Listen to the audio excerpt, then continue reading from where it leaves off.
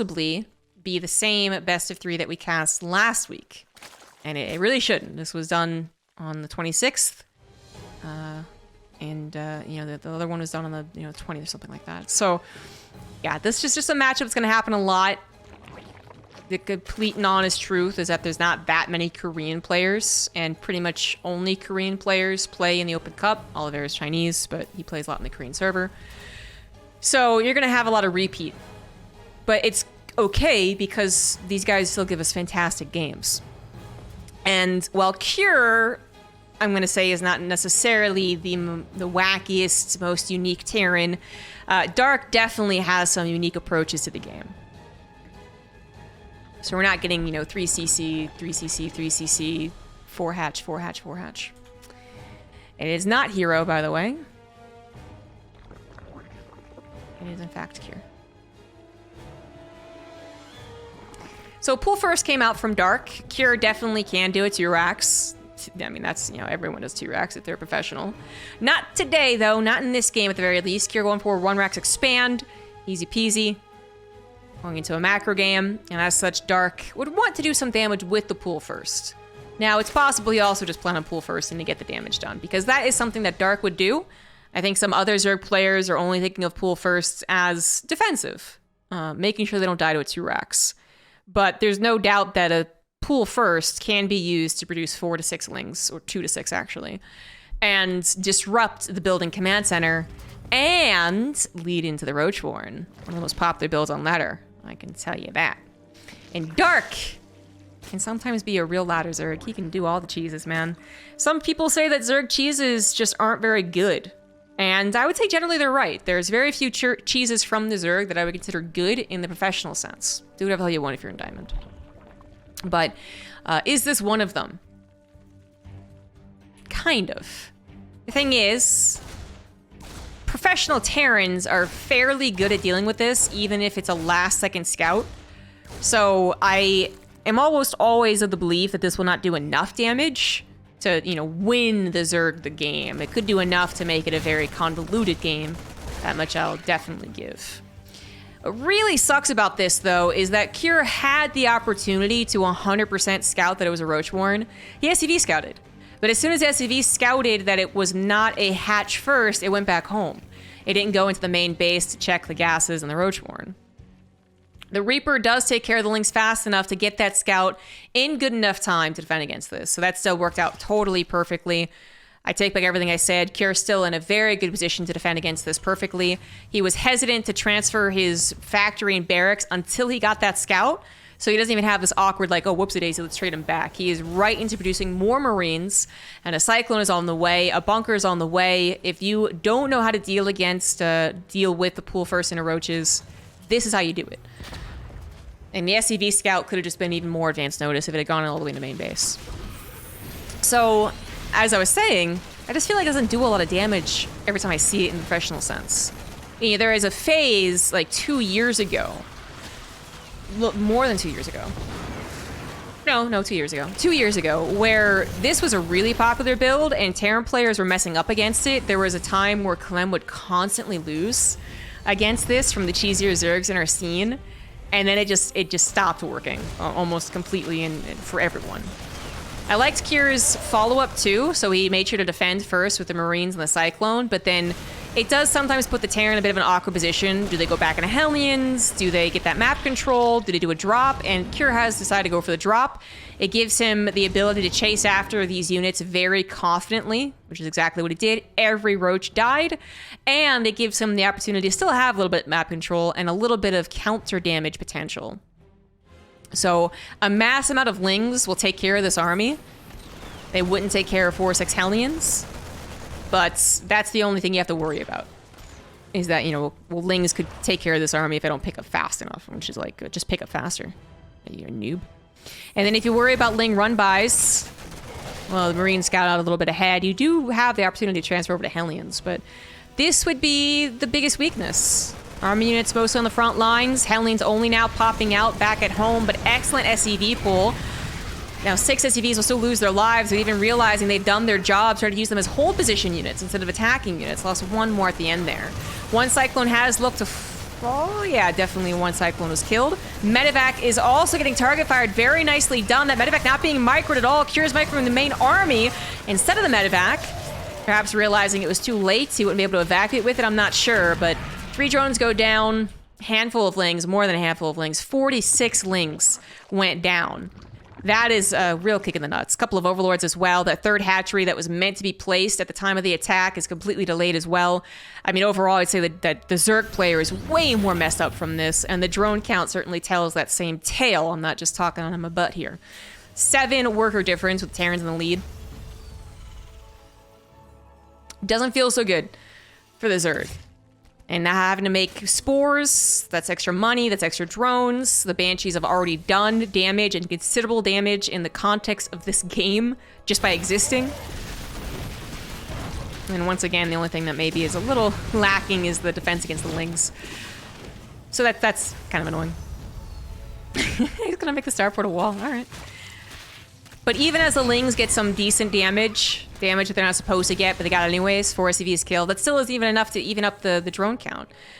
Dark is working off of such a low economy, low number of larvae, I think, as well, with that third base being up, that he just didn't have any moment where he just busted out, 15 drones that, okay, I made up for that. Nope. Did not do that, so he's still trailing behind. I will say that Dark is probably one of the best comeback Zergs. I guess if I think of a lot of Zergs, actually, I think they're pretty good at comebacks. Maybe Zergs is a very good comeback race. But the point is, Dark has definitely brought back games that were almost impossible. He's even tried it on basically impossible games. He's tried to come back, and he made it look damn close, but he didn't win. So this is going to be one of those should not win. You shouldn't win, Dark. You shouldn't. But I would not be surprised if he does. And one thing Dark does to extend his life and give him that chance to live is by going into Roaches and Ravagers and then into Spellcasters like Fungals. And then getting the perfect Wombo combo. And he does it really well. It's not as easy as I maybe made it sound. It's not like you could do it and you'd be fine. Dark is pretty good at choosing the moments to build up a big enough army to intimidate and choosing to rebuild his economy. And I think one thing that a lot of those Zerg players maybe don't have is that comfort level on a low economy. So Dark, I would say Zergs are not supposed to be comfortable on sub 70 drones, right, in a macro game.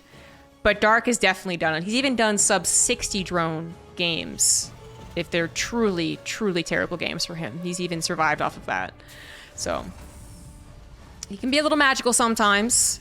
Cure could probably just do what he does best, which is play a very standard TVZ, but then make sure to attack on 3 bases. And he'd probably still win. I mean, he doesn't have to dedicate on 3 bases, he doesn't have to 8 racks, but just, actually pressure Dark at all. And I think he would still win. I am a little worried that Cure is going to go super turtle mode. In which case, that would give time enough for Dark to recover. Still not being in a super great situation, because he would be missing out on a bank that a Zerg would usually have, but he'd be alive. Double Banshee harassment. Getting as much as it can. 4 drones and a queen. Cure. Okay, at least taking a drop with him. A little late to that armory. 2-2 is not going to be super well timed. Infestation Pit is on the way for Dark.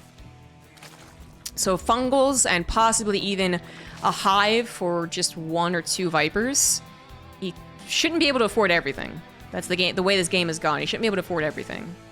Maxed out Roach Ravager with Fungals and Vipers, plural. But he could perhaps pick and choose.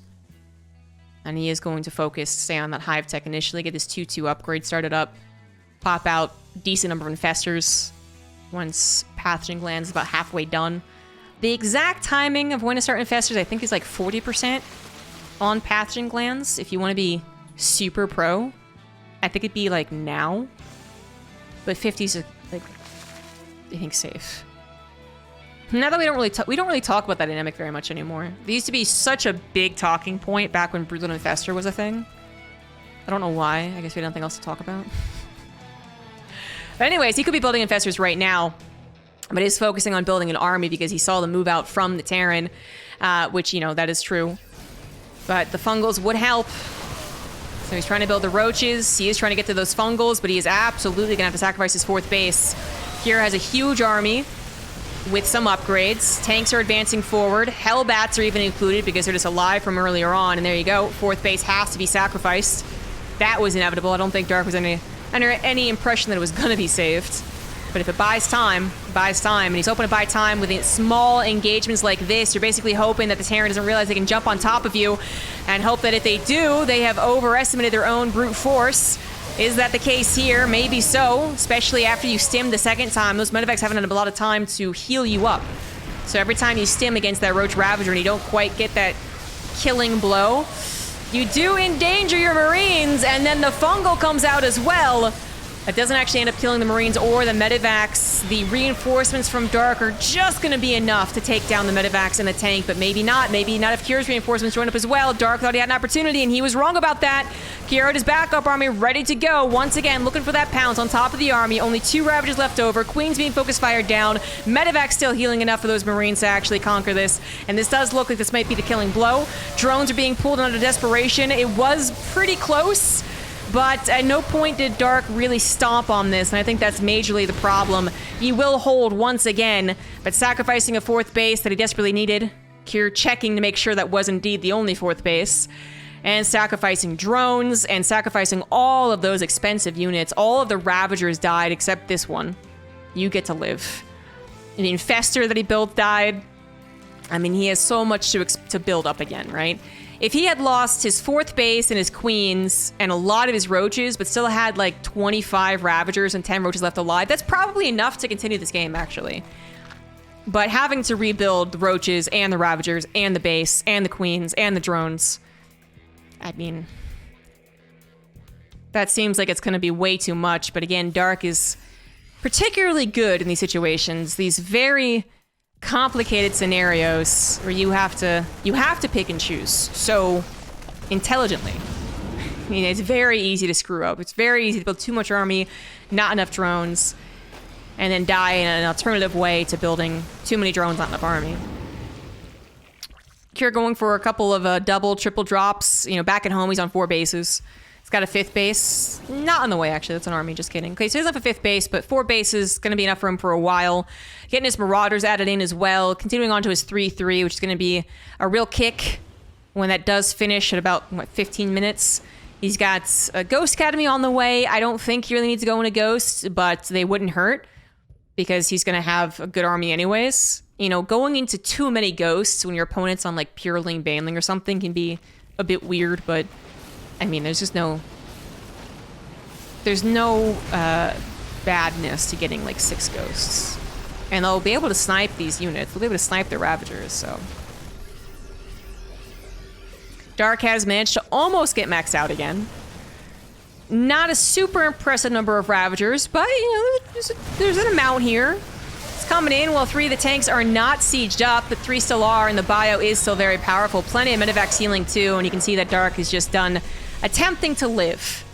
This is a 14-minute game where Dark was attempting to live for about 10 minutes of it. When his cheese failed, it failed hard. GG's. Let's move on to game 2.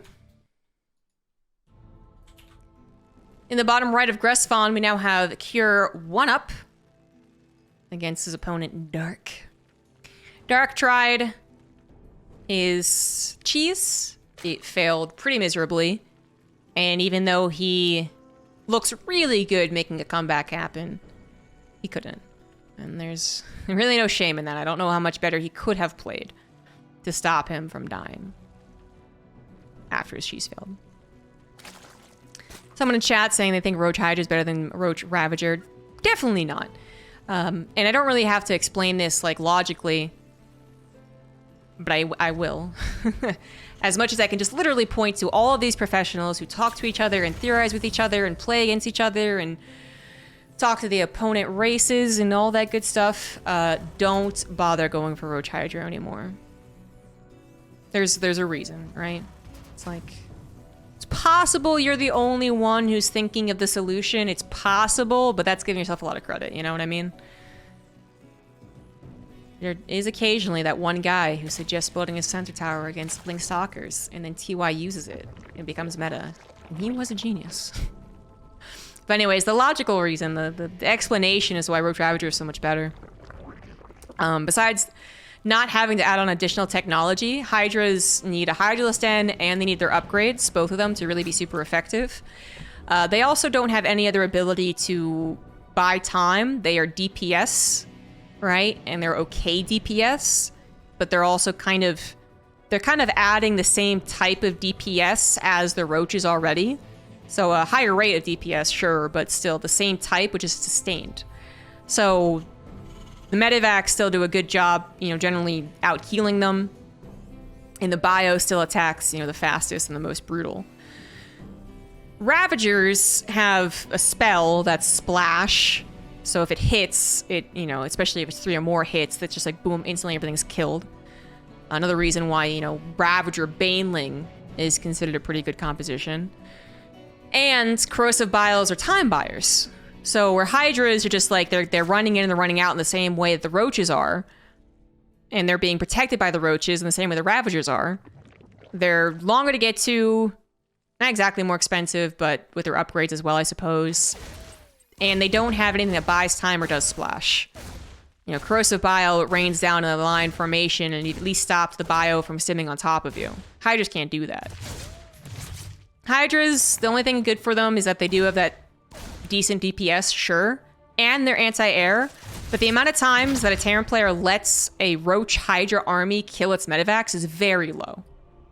Because the Medivacs would have to get close enough to the Hydras, which means in front of the bio. So that really should never be happening. And if you're using your Hydras to park 5 here and 5 here and 4 there to defend against drops, it's like all the Hydras you have, like, they're not helping the main army. So, yeah. Again, I can just be you know, really douchey and just be like, well, all of the pros do not go Roach Hydra. I don't, you know, does that tell you something? But hopefully the logic behind it, I think, also makes sense. The only reason to go for Roach Hydra, which is kind of a thing, is a temporary measure to get into Lurkers. Which can definitely be a thing, but is also going to require you to get up to a higher technology and get your upgrades before they're truly effective.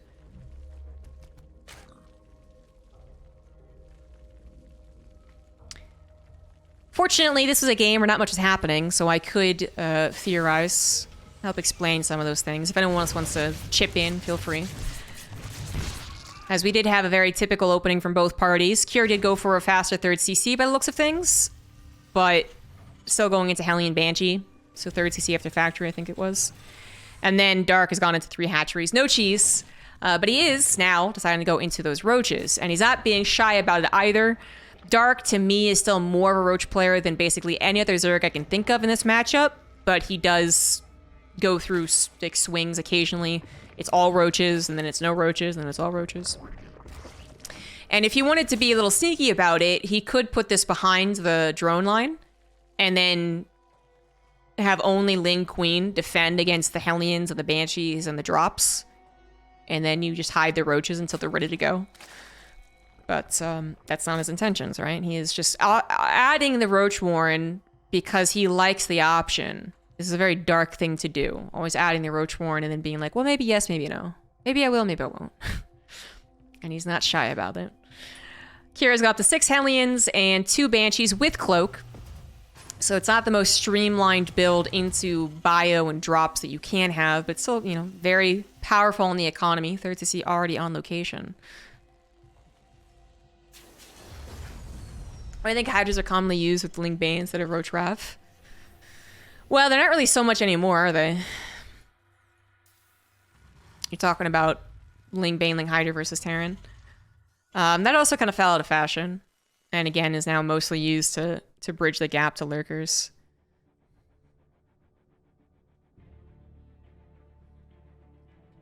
And I think you'd have to ask the pros, like, a little bit more about why that fell out of fashion.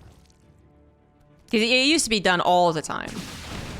And then it fell off, and then Hydra's got a little bit of a buff, and it appears every now and again, I guess.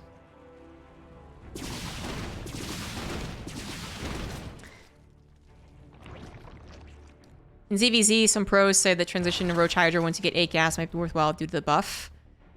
Yeah, I have heard some Zerg theory crafting around the buff. Some of the unintended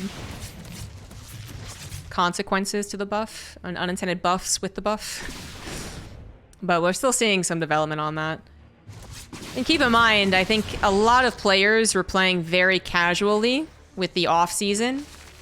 And now that they've announced that the qualifiers for the regional is happening in like a week, all these StarCraft players who were like, content creation, vacation, hanging out with my girlfriend, hanging out with my fam. Oh shit, I gotta play StarCraft. So, it's usually when we get those higher profile tournaments that we really see the metas get ingrained.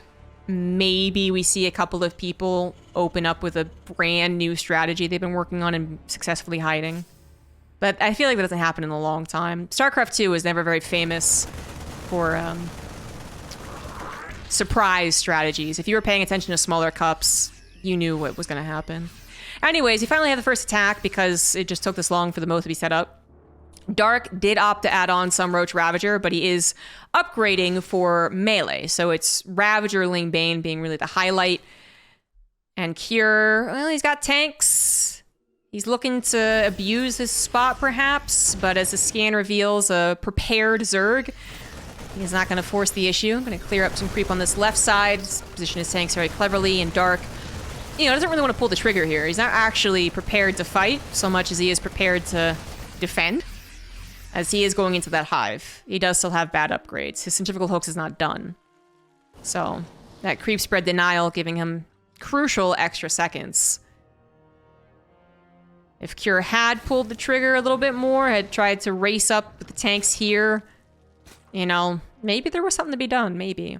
But Cure can never know the full extent of what the Zerg is doing.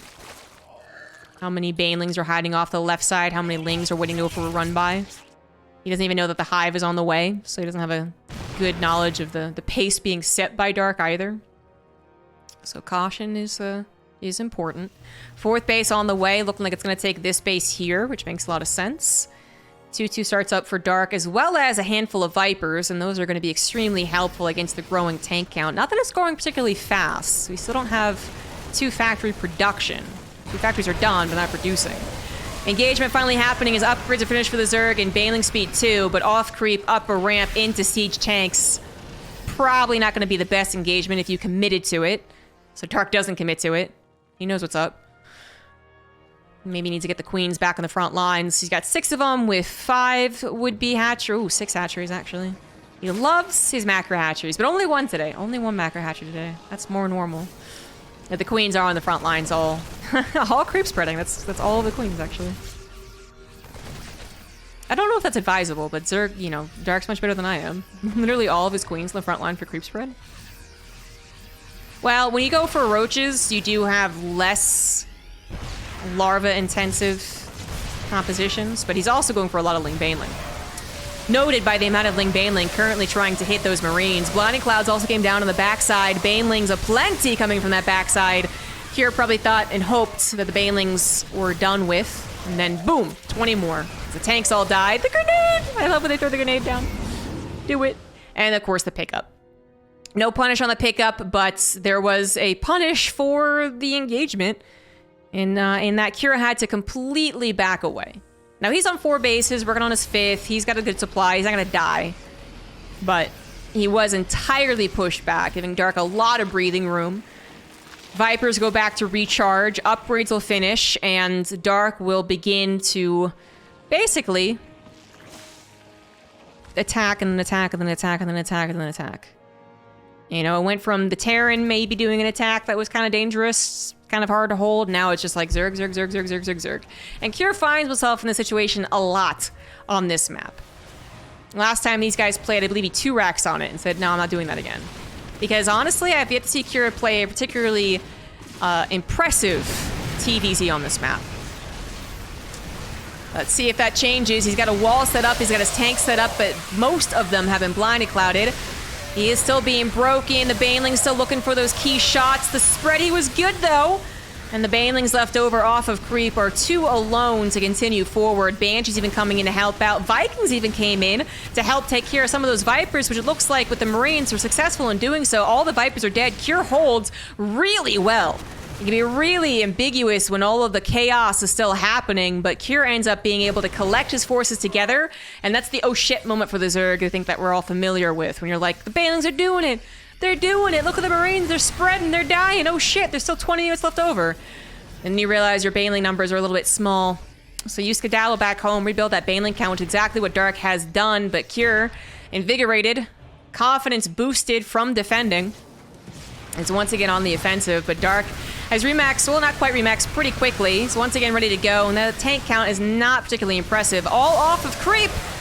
So this is dangerous, what Dark is doing. Lots of Marines still left over, and the Banshee, again, still helping out. 1 Banshee, 1 Viking, you go, guys. And those are all those creep-spreading queens, which were also would-be inject queens. Looking at the injects, looking at the larva. Guess what problem Dark has? He's got a larva problem! Who would have seen that coming? But seriously, he did just make 30 lings, so that's a little excusable, but he's got 1,000 minerals in the bank and 4 larvae to work with it, despite having 1, 2, 3, 4, 5, 6, 7 hatcheries. Because apparently, he just doesn't inject. He just has his queens on the front line at all times. I think he maybe was injecting this base, yeah. Whatever hatchery his queens are next to, he injects. But I think that occasionally backfires. Case in point. Still gonna survive though by the looks of things, but he's definitely capable of remaxing, actually getting 200, and he can't because of larva block currently. Building roaches and ultralisks are gonna help with that larva issue tremendously. They are not larva intensive at all, but now you're more concerned that the army of the Terran is just getting all comfy in front of your 5th base. Are the Ultras going to cut it when they have a high number of Marauders and they're building Ghosts? Ghosts not here yet. Oh no, there actually are. 2 Ghosts are here. Lings, Banelings, all rolling in, but again, off of that creep, they only have so much that they can go, and when they try to retreat, that's when those snipes usually come down. Medevacs are looking a little low on the energy, though. A lot of these stims starting to really hurt, but the Ultras are going down. This Banshee wants the last shot. Get it! Nope, transfuse, just kidding. 3-3 is about to finish up in total for Cure. I think his +3 attack already finished for that engagement, so that was nice. But armor's not quite yet done. Cure is on 5 bases, going on to 6. He thinks he's got an opportunity. If he had more Marauders, I absolutely think that Cure has an opportunity to stick his landing here. But it's mostly Marines, so the Ultras aren't dying particularly quickly. And those queens were helping out with the transfuses, but they all have energy as well. The Ultras now too low, don't have that +3 armor. Only 1 more Ultra on the way, 4 in production. Corrosive Bile's all missing, but again, the amount of Marines, it's mostly Marines. Doesn't give me a lot of hope that they'll be able to overpower 5 Ultras that are on the way. If this was 10 Marauders with 5 Ghosts and whatever else, then we have a problem of being a mainly Ultra army. But if you're up against mostly Marines, mainly Ultra is a decent way to go. And I want to hope that some of the Banelings do make their connections, which they do. They actually lock the Marines in place, so the Ultra got plenty of good hits. Ultras from the backside coming in as well, and these Ghosts are not getting the snipes that they're supposed to. Tanks are all taken down, and evacuation is in order for the Cure army. Is it though? Is it though? Is it though? I actually saw an opportunity to land on the Ultra and kill it. It was definitely not what I would have thought of. I would have been like, get out, get out, get out, get out, get out. Managing to keep the supplies very, very even as well. That felt like that was going to be the deciding moment. Apparently not. Completely a wash. Dark keeps this base alive, has this base on the way. Again, Cure was on 5 bases, moving on to his 6th. He finished up his 3-3 upgrades and now finishing up his +3 attack on his vehicles. So those tanks do hit hard, but their numbers have been reduced. It honestly feels like he's never had that many tanks. He's lost 19, so he's definitely built a lot of tanks. He doesn't felt that way. I've never looked at the tank count and been like, damn, how do you do that? How do you defend that? But right now he's up at 4. Trying to spread his defenses, which is where it gets real complicated for the Terran. This is where Hellbats also can help out. And he is moving on to Blue Flame, so he should be building some Hellbats. Hellbats helping to defend, be the perfect like trifecta of defense. is Hellbat's Tank Liberator. But they're not ready to go yet. Kier is going to have to respond to multiple locations, but so far so good on the split. He has to control as well. So far, good control too. Planetary is going to help defend. Actually, it only just finished. Those SCVs are already dead. 28 in total killed. The third base also gets ransacked. Now moving up to 30. That Planetary is a goner. Now the Ultras might also be a goner. So this is going to be a sacrifice, but that was a decent break. Too bad about that Planetary not being done. That might have been able to target fire the Banelings. Well, maybe. Kier was trying to micro on 2 fronts already. Adding a third might have been a little bit too much. But, you know, Kier still has his orbitals alive. He had extra bank, so he was building 3 extra command centers already by the looks of things. And while he's still not in a very comfortable position, not quite able to remax, even losing out on some of the supply depots here, he is definitely okay to live. And he's even so bold as to move out. I would have expected that he wanted to secure his situation a little bit better, but nope, gonna push out. And by secure it, I mean his economy. I mean, get another base up as a Planetary before he moves out. Dark is not going to engage in the middle of the map, but rather just go for more engagements on the bases. This Planetary is being abandoned. It really doesn't have to be. Not too many Banelings. Oh, there they are. Spoke too soon. My bad, my bad, my bad. All right. Yep, my bad.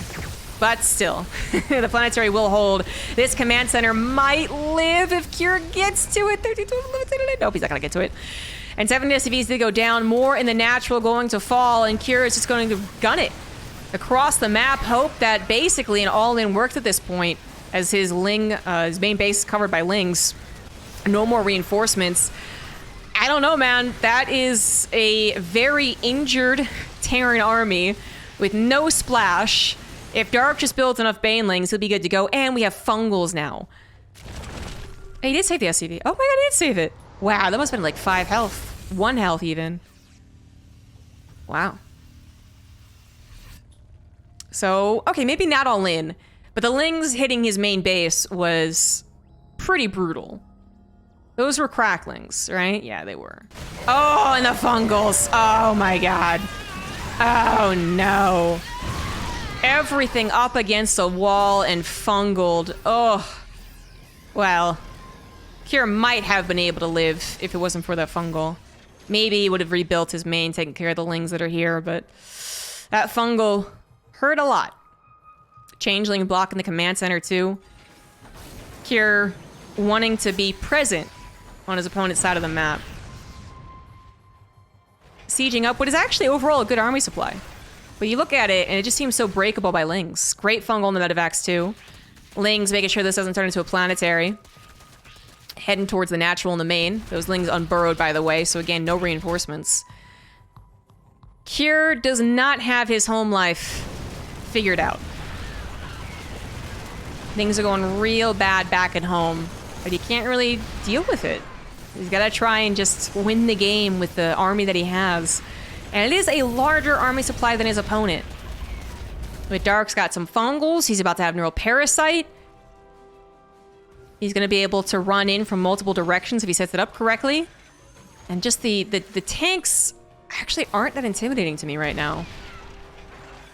There's 8 of them, but are they all in the front lines? No, 2 are at home. So there's 6 in the front lines. Not a whole lot of bio to cover it. I mean, Dark has to be careful how he takes his engagement, but he probably could. Also might be waiting for more bank, so he gets that second wave that might be necessary to actually hold. Another fungal. Hits a couple of those medevacs. Drones are going down. Bases are going down, but chipping away at Kier's army is the way to go here. Lings have finally totally been cleaned up. He did finally pay enough attention to it to clean it up. But again, distracting all the reinforcements. Perhaps that main base will burn. And in general, Kier doesn't have that many SCVs. This base still not mining, by the way, as a burrowed Ling blocks it out. Corruptors are on the way. I do see an opportunity to kill a lot of medevacs, but then also making sure those Liberators die. Doesn't have any Vipers for Abducts or Blinding Clouds. This base looks like it's going to be sacrificed. Kier might not have the best SCV count or that many minerals to mine from, but he does have a lot of extra orbitals. So he could be sprawling right now while the Zerg is distracted. But that also requires a lot of presence of mind. You know, and it's obviously not guaranteed that Orbital will live for very long if it goes up here. But it really sucks. This base is only just now being taken. Here just took out 2 of Dark's healthier bases. Oh, nicely done. Assimilating a tank to get another kill in the tank. Sacrifices the Infestor, of course, but here we go. Big attack from the Zerg, gonna be off Kree, but look how many Lings are just conquering all these tanks. The tank's hardly even getting that great of shots. Ghost left alone. Reinforcements coming in, awkwardly timed. They are not gonna be enough. They have to go back to the tank. Some of the Ghosts getting killed before they can fully retreat. And Dark now evening up that army supply, looking for victory as he just realizes he has enough. Not even a question anymore. He knows he has enough. He's gonna rebuild his bases as he attacks. He's got his Ling reinforcements piling up, an awkward Liberator sitting there. Okay, fair enough. Kier not ready to give up as he sees this base has not been taken, and he knows this base was really important. This base still had some mining, and this base is not up. But Dark has done enough, as long as he doesn't die in the next few seconds, which he really shouldn't. Kier's army is not super well set up to engage across the map. Defensively, it's fine. But across the map in open space, it's gonna go pretty poorly. It's a bit reminiscent of their last best of 3, to be honest. Not quite as base treaty, but it's definitely giving me a little bit of deja vu. Kier just decides, you know what? I'm gonna stick on 2 bases. I'm just gonna hole up here. Hope that I get maxed out again. Problem for him is that these bases are not very healthy. This one did manage to get muled probably multiple times before it died. This one has been going for most of the game. And now that everything has calmed down and there's no Terran presence on the map, if Kier tried to sneak an orbital to this base, it just would not work. Before it might have worked because Dark was so wary of the engagement. But now, I mean, there's no way that it would stay there. No way. Dark's going to make sure to max out, maybe build a bit of that bank again as his 3 bases are up and mining. 71 drones, finally back to some real work. And then I'm going to guess he's going to go for it. Probably not through the most dangerous angle possible. But I said that last time. The last time they were in kind of a low econ situation. And then he did it. He didn't lose, though, so it was okay. But I'd imagine he would go maybe this direction. Or maybe just hit the planetary, honestly. He could probably skirt around a little bit. Resources lost considerably in favor of the Terran, as one would expect. Maybe not as much as it could have been, though. It's a really sad sight to see Liberators dealing with Ling harassment. It's just so much attention you have to spare for that. Scans trying to see if the Zerg army's incoming. Sensor tower is doing its best to see everything at once.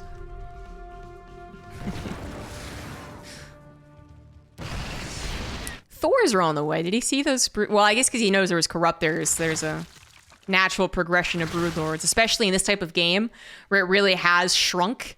It's about this portion of the map, so the Broodlords don't have to worry about chasing left and right. They can focus on engaging. So Thors are great. Ghosts are also pretty good, but the Ghosts are going to get potentially fungal, and they lose their snipes. So that's the dance we're watching. Thors, actually, their main concern is not getting blasted by their own tanks. That is the conundrum for the Terran right now. Some Hellbats to protect the few Thors, great, but then the tanks have to make sure not to bombard them, which, you know, is currently happening. Every time one Broodling comes down, 2 tanks are firing on their own friendlies. Here's the big attack. Dark feels like he's got it. He's going to take care of those Liberators. He's actually going to siege them up on his opponents. He's got the APM to spare. Lings from the backside as well, guaranteeing that those Banelings actually connected. And what does Kier evacuate with? A couple of Ghosts, which aren't too shabby, honestly. Thors stand their ground against the Ultras, and the Planetary does not fall. Liberators, please, though. Liberators, Liberators, Liberators. The Thors are not in the single target mode. Oh, my God. They should have been just because there were Broodlords on the field. That was a mistake there. Maybe they're reinforcing Thors and they had gotten around to it, but oof. Whoops-a-daisy. Even still, Kier had not a whole lot of bank. Dark was building a little bit of a bank and just mining way more than his opponent. Just look at these numbers, right? So maybe at the very end of that fight, the supplies weren't that bad. I took a glance. Well, they quickly became bad. 60 supply difference, 40 of that in army supply. There's still a decent amount of the map to mine too. Now that Dark has gotten bases back up, it's not like he took bases that only had 2 mineral patches. There's still a lot of map to mine. So Cure would have to hope to win, well, hold, 4 or 5 more engagements like that. Well, even better than that, actually. And then suddenly, if he's winning by like 30,000 resources, then we know what the problem was. But I'm not too worried about that. I think Dark's got enough. Once again, maxed out. Mostly Ling Ultra right now. The supply depots will not last long. And the army of the Terran might not last longer either. Liberators, once again, being a bit of a nuisance, but just, wait till you run past them. Easy peasy, right? Ultra is awkwardly run by a planetary, Bio, and Thor, so maybe not the most effective Ultras ever, but Lings break open all those supply depots, get on top of the natural, get into the main base. Dropper Lords have also been doing that, by the way, if you're unclear why that's kept happening. And this orbital was a real joke right there. Good joke here. The orbital's not going to mine anytime soon. Mass repair of a... Oh, no upgrades. Oh! Well, Kira's never had that much of a bank, but not having any building upgrades in a 27-minute game kind of hurts. But Cracklings and Ultras might have done the trick anyways. Infestors probably sharking for a Neural Parasite. They're gonna get a tank here. They're gonna get another tank. And that is gonna be a GG. Dark brings us to game 3.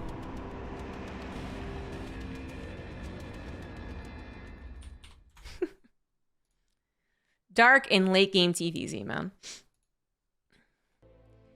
In the top left of Neo-Humanity, it is Cure. In the bottom right, we have Dark. Neo-Humanity being the final map of this best of 3. It's kind of interesting. It's still one of the more unique maps that we have in the map pool, even though it's not really the most novel. And it hasn't given us super amazing games, in my opinion. But I think it did go from potentially one of the most, like for pros, they're very apprehensive about the map in terms of just being playable for anyone, to being really chosen quite a bit. And now kind of more real discussion about the strengths and weaknesses of the map are being had. For instance, in TVZ, perhaps it is decent for Terran, because they can control the map so well with these Xel'Nagas, and a strong push down the middle. But it's not so strong that Zergs don't choose this map. Obviously, Dark letting it through when he had 2 vetoes, since the best of 3. Doesn't mind playing on it. Sometimes it can get kind of like locked, just watching 2 armies duke it out here to here. And I expect... the way that they've been playing, that might actually be the way that it goes. Although, again, Dark is not always a Roach player. All right, there's definitely been months where he has played Roaches. So I would at times call him very much a Roach player. But it does, again, come in waves. So there's a chance, because he's not a one-dimensional player, that he would throw out even a Muta build on this map, which we've seen some Zergs experiment with. So far unsuccessfully, but still, could happen. I'm not really even so concerned about what Cure is going to do, because Cure really is pretty much the vanilla of Terran, and I mean that in a good way. Well, kind of. Kind of. I mean it in a neutral way. There we go, in a neutral way. Because vanilla can be damn delicious, all right? You get that real vanilla ice cream, it's good stuff. But it is also that flavor that everyone likes, but maybe isn't like their favorite flavor. Because Cure doesn't really do a whole lot of weird shit. He's really not very cheesy. He will throw in a 2 racks, almost like he's obligated to, because he's a Korean Terran. And a professional Terran in general. But, we watch Beyond, we're always wondering what he's going to do with the factory, what he's going to do with the starport. You watch Cure, and you're like, well, he's probably going to thread CC. And this lack of second gas has been pointing to that for the last 30 seconds. So, it's a bit of a twist. With these 2 players, it's a bit of a twist. It becomes a, oh man, what was it called? I really can't remember. I think they just called it an orange twist, actually. I don't know if this is popular where you're all at, but whenever we go to Ocean City, we always go to Core Bros, and we always get the creamsicle. That's what it's called, creamsicle.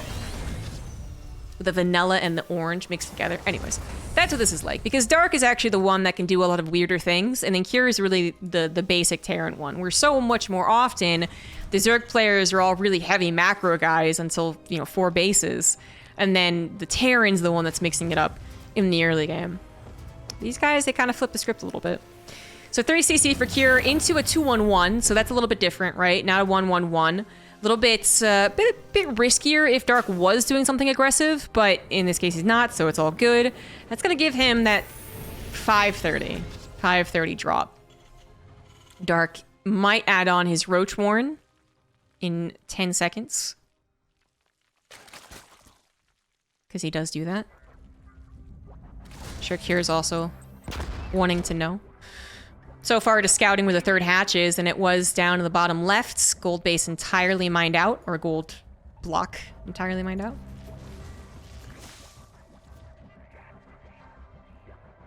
Dark doesn't really know what his opponent's doing, but has a better idea as he gets that third CC scouted. He also would have known by the amount of supply depots at the front. So third CC was probably on his mind, but he wouldn't have known that it was a 1-1-1 or 2-1-1 until that Overlord got its last dying breath scout. He saw a starport in a factory building up to that 2-1-1 setup, right? Swapping over to the factory. So he should 100% know what's up. And the lack of Hellions is also already a bit of a sign. So Dark just getting that supreme confirmation. And once you have that confirmation, once you have knowledge that it's a 3cc 2-1-1, you're not really worried about dying. I mean, not that you're really worried about dying at this stage in most TVZs, to be fair, but there is a very streamlined defense for the Zerg at this point. Decent number of queens on the front line with 30 or so lings.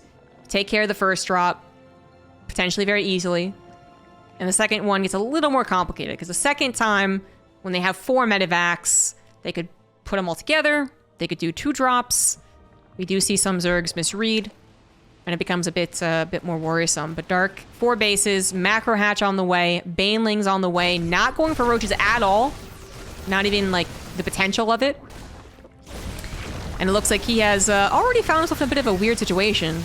Okay, that was a bit weird. The queens backing away and almost blocking the lings from helping them was probably the weirdest way this could have happened, but it all came tumbling down for Cure. What initially looked like an amazing opportunity, and that's why he gunned it so hard, turned sour on him. One medevac killed, the medevac, only 4 Marines saved in a Hellion. What's that gonna do? Third CC also hasn't been producing SCVs for a while. He's not going to do any crazy 2-base all-in like Ryung would do, but just kind of missing those macro cycles, I guess. 1-1's on the way for him, though, and Armory's well-timed. Coming up to his 5 barracks. Will he 8 racks on this map? I could see him doing that on this map. On other maps, he is very prone to going for 4 bases. We'll see. But Dark has successfully completed that defense of the first 2 medevacs, which is supposed to be guaranteed. Professional Zergs are supposed to be able to defend against that. And by killing one of the medevacs too, I think it really took the wind out of the sails of any potential follow-up. The combining medevacs together and going, aha! 32 Marines on your front line. You didn't expect that, did you? And even if they followed up with like a 2-tank push, for instance, 8 less Marines and a medevac less, it really is not as impressive. 5 bases, high bases up now for Dark. We're getting to it. Burrow's on the way. I like seeing Burrow. And the second macro hatch. That's how you do it, Dark. That's how he does it. And he does keep his inject queens back at home. No. So this is just such a Dark thing to do, apparently. I didn't realize he brought all of his queens forward when he played roaches until last game. But it looks like when he plays lings, he gets a second macro hatchery, which a lot of those Zergs won't do. And he keeps queens in the main? Oh, he just every so often goes back to inject. Huh. So I guess his creep tumor number is high enough that he just like sent them all back to injects. Interesting. Well, Cure has had a pretty terrible game, honestly. I know that sounds dramatic because not much has happened. It's like he's on 3 CC, give him a break. He's on 4 CC, he's fine. Kind of. But he really lost any form of momentum or any form of danger. I mean, Dark should not have felt scared at any point in this game after those 2 medevacs failed. And even though that means that Kira can turtle up to 4 bases and play super defensive all he wants, and he does do that often, it means that Dark also gets to just kind of like la-di-da his way up into whatever the hell he wants. Bunch of bases, bunch of creep, bunch of injects, bunch of Ling Baneling, bunch of ultras. So, you know, if comparing people to Maru is the ultimate, like, F you, I feel. But if this was Maru, I would give it a lot more chance, because Maru's, like, the best at this. But even Maru, I would say, would be uncomfortable here. Nothing has really gone in his favor. And Cure, well, Cure has just had a lot of these games that have looked like this, and he hasn't had particularly good late games. We'll see if I'm wrong. I'm always wanting to be wrong. I feel like I'm judging Cure accurately, but perhaps incessantly. Might be annoying. One of mine's included with the tanks is always a little more inspirational. I always like that. But apparently still not going to be enough. Where is the rest of Cure's army? Ling Baneling actually cracking through the supply depots, getting on top of the 3rd CC SCVs, all before 2-2 is done.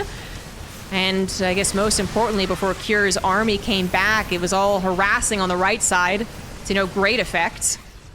Comes back together, and yeah, it beats the Ling-only army that was left over, but that took a long time. 8 SCVs went down, 3rd CC had to be lifted, tanks were killed, Widow Mines were killed. All from basic Ling Baneling, too. That's kind of that's the really scary part for me. And there weren't Ultras or Vipers or Fungals helping to break that. That was mostly Ling at the end. So Dark, again, on all these bases, gonna get a Rich Vespian Geyser up, too. Getting into all of his upgrades, getting into his Ultralisk Cavern. Still has to respect the Terran army. But so few Widow Mines involved here. 3 Widow Mines, actually. But only one of them got a good shot. And it was a good shot, but, you know, not enough to do anything with. Gonna still have to lift and leave. And Dark has not had anything else to worry about. It's been one drop. You know, maybe a very large attack, but it's been one attack at a time. Kira advances forward to his own Rich Vespian Geyser, which is not as important for Terran, but eventually will be useful. Has that maxed out bio army, and of course will have +3 attack faster than the Zerg, as one should. But we know how good Dark is in those late game scenarios. We just saw it on Grespon. And while it's a slightly different composition this time around, you know, ultimately kind of boils down to Ling Baneling, Ultra Viper, Fungal. Creep is just far enough out for Dark to give him advance warning of potential. Oh, base snipes! Oh, a lot of Banelings detonated right there. And so it really isn't the most impressive creep sprint, but it is just enough to give him fair warning. And Kira's taken 2 mediocre engagements there. Resources lost, not too different so far. Might get more different the more that Kira digs in his heels and just turtles, and the more that Dark tries to break him. But Kira is actually trying to go out on the map and engage. He's not playing that tank-heavy style, spread it around, get some SimCity. He's actually trying to split up his forces to take engagements, to overpower in some form. Overpower on the left side, and then have to skedaddle on the right side, or force Dark to overexert himself and start messing up on other key features like injects and counterattacks and stuff. But that style's not working much better for Kira, unfortunately. I'm not going to say that his tank style would have worked better. I actually don't believe it. I think Dark's just better in this late game scenario. One of the best, so no shame in losing to it. That Kira is not going to find more success with this bio-heavy, Widow Mine-heavy style of play, as Dark just once again force feeds him Lings. Eat it! Eat it! And Kira's army is all types of disjointed, getting surrounded by the Lings, of which they have 2-2 versus 3-2, so... You know, the bio army is supposed to hold up against it. But the medevacs are also running out of juice. And Dark is being quite annoying, utilizing that burrow to force a scan for one little Ling, apparently. Maybe. Kira's going to try and go for a counterattack, hoping perhaps that Dark will not be able to rebuild fast enough, but the Lings are prepared. The Fungals are prepared. Even if the Banelings are not, the Lings getting those surrounds with their Crackling upgrade is going to be good enough. One good Widowmine hit, try and give Kira a little bit of hope. The Parasitic Bombs killing his already empty Medivacs. They don't have much energy anyways. And that is it. That is it. GG. Dark takes the 2-1. Seems like if he does get into that late game versus Cure, he is the favorite to win. The game that Cure took in this game, he defended a Roach all in, you know, so... It does seem to be the trend between these two. Maybe Cure can continue working on that. No doubt he's going to be getting a lot of practice versus late game Zerg if he keeps on playing Dark over and over again. Dark will advance on to the finals to face Oliveira. Let's go ahead and cast that.